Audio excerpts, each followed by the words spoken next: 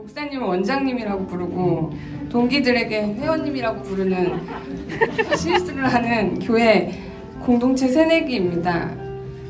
목자님의 추천으로 시작하게 된 예제자를 결심할 때쯤 제 상황은 일주일에 평균 10건 이상의 대본을 읽고 분석해서 준비해야 하는, 쉽게 말해 극성수기였습니다. 각 스케줄마다 셀럽이 달랐기에 고단함이 티가 나면 안 되는 상황으로 겹치는 스케줄을 눈치 못 채게 행동해야 했고, 비주얼을 담당하는 파티이자분이 항상 깔끔한 상태를 유지해야 했습니다. 제 마음속은 반복되는 고단함과 공허함, 관계의 어려움, 그리고 가족 문제, 이 모든 게 엉켜있던 그때 붙잡을 곳이 필요했습니다. 나이가 들수록 사이즈가 커져가는 고난을 감당할 자신이 없었고 빠르게 지나가는 하루하루가 참 버거웠습니다. 이런 마음만으로 참여하기엔 제 현실 또한 참 어려웠습니다. 매주 토요일 스케줄을 비우기 위해서는 대타로 보낼 친구를 미리 구해야 했고, 페이도 제가 매번 지불해야 하는 현실 앞에 이게 과연 맞는 길인지, 수료는 내가 가능할지에 대한 복잡한 신경이 있었으나, 내가 직업을 바꾸지 않는 한 반복될 상황 속에서 하나님을 바라보는 게 맞다는 마음과 동시에 한편으로는 이 속에도 하나님이 역사하실 수 있을까라는 물음에 대한 답을 원했던 것 같기도 합니다. 제 마음은 더 이상 갈 곳이 없었고 제 나이가 어쩌면 마지막일 수도 있다라는 생각이 들어 더 굳게 결심해야 했습니다. 그렇게 시작된 예제자에 대한 저의 태도는 참 진지했습니다. 학교 졸업 후 이렇게 공부했으면 서울대 갔겠다라는 생각이 들 만큼 졸음과 사투를 벌이며 성경을 읽고 큐티를 하고 예습 복습을 하며 받았던 훈련의 시간들로 제 일상이 변화되고 있음을 느꼈습니다. 매주 배운 수업 내용을 정리하고 결단하는 사항들을 미리 체크해서 단 며칠이라도 적용해보고 느낀 점을 남겨보았습니다. 그중 한 가지 맛보기 보여드리겠습니다. 2강 내용입니다. 사진 한번 띄워주세요. 이런 식으로 저는 정확히 제 시점도들을 정리해봤고요. 또 이제 제가 적용할 상황들을 밑에 간단히 메모하고, 두 번째 사진 바꿔주세요. 한 주 동안 제가 결단해볼 내용, 또 적용할 내용을 이렇게 했는데 이 2강 내용 중에 마침 참 잘 적용된 사항이 있어 여러분께 공유해 보려고 합니다. 마지막 사진 보여주세요.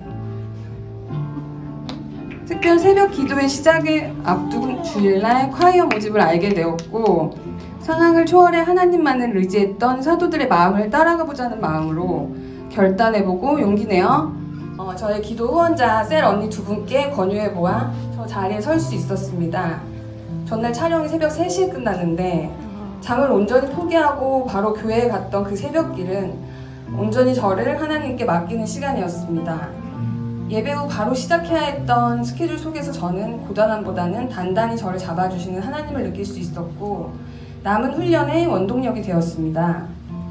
또 다른 강의 훈련을 통해 제게 주신 장단점으로 자세하게 바라볼 수도 있었고, 제 안에 자리 잡고 있었던 아픔을 꺼내 동기들과 나눔으로써 가벼워질 수 있었습니다. 그동안 저는 그냥 예배에 와서 설교 말씀을 통해 반짝 회복되는 기분을 가지고 종교 생활을 해왔고, 정작 마음은 빠져있는 행함과 헌신으로 위로를 받으려 했으며, 고작 알고 있는 성경 몇 구절을 가지고 하나님과의 소통을 원했으니 매번 드렸던 저의 기도는 현실을 구구절절하게 일러 바치며 볼 수 있는 상황과 잡혀진 물질만을 구하는 일방통행적인 믿음이었음을 알게 되었습니다. 훈련 기간 동안 아침마다 큐티 시간을 가져 말씀을 묵상해보고 나누고, 또 동기들의 나눔을 보며 공감하고 격려할 수 있었던 시간들은 각박한 제 하루의 위로가 되었고, 졸음과 사투를 벌이며 붙잡았던 성경 말씀은 다가올 내일에 대한 대비책이 되었으며, 매주 설교 말씀이 풍요로워지는 은혜의 씨앗이었습니다. 매번 찬양을 들으며 예습을 하고 예지자 얘기를 즐겁게 하던 가정 속 제 모습은 이번 블레싱 VIP였던 저희 엄마의 자발적인 등록으로 결실을 맺기도 했습니다. 항상 좋은 일이 있진 않았습니다. 사촌오빠의 상악동 암 투병 소식은 가족을 큰 충격과 아픔으로 다가왔지만, 그 시간 또한 간절히 하나님을 붙잡는 시간으로 결단하고 어색하지만 처음으로 가족 간의 말씀, 기도 카톡을 공유했습니다. 그리고 많은 분들께 드렸던 기도 부탁을 통해 온 마음 다해 하나님을 의지할 수 있었던 시간을 뜨겁게 경험할 수 있었습니다. 저희 오빠는 모두의 기도를 받으며 장시간 수술을 잘 끝냈고 의사들의 소견을 뒤집으며 오른쪽 눈을 지킬 수 있었습니다. 수술 중간 결과를 전했을 때 할렐루야를 외치며 기뻐해줬던 모든 분들과 주님을 찬양할 수 있었던 시간은 아직 믿지 않는 가족 구성원들의 하나님의 역사하심을 바라보는 시간도 되었습니다. 제가 만난 하나님은 물질의 단위도 교회 출석 여부도 아닌 그 마음을 보시고 귀하게 여기시는 하나님이십니다. 어떤 상황에서든지 그 모습 그대로 숨기지 않고 하나님을 바라보려 노력할 때 제 안에 평안함을 느끼고 감사가 살아날 수 있었습니다. 세상의 즐거움을 쫓아 많은 시간과 돈을 투자하고 살아왔으면서 정작 값없이 주시는 은혜와 복음에 대한 노력은 제 삶에 빠져 있음을 알게 하셨습니다. 조금 더 일찍 알았다면 하는 생각이 들지만 지금 이 순간이 저를 가장 잘 아시는 하나님께서 예배하신 주님의 뜻이라고 믿고 감사드립니다. 제가 즐겁게 훈련을 완주할 수 있었던 건 같은 마음으로 하나님을 바라보는 동기들이 있었기 때문입니다.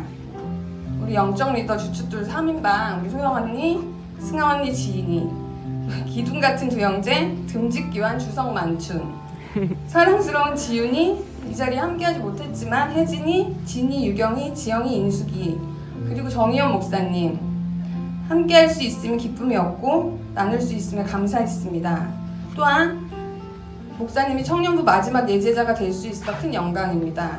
잊지 않고 믿음 생활을 이어나가겠습니다. 마지막으로 제가 이 자리에서 이런 발표를 할 수 있는 것은 가장 낮은 자를 들어 쓰신다는 주님의 말씀이 성취되는 순간인 것 같습니다. 이 모든 일들이 주님께 기쁨이 되시길 원합니다. 감사합니다.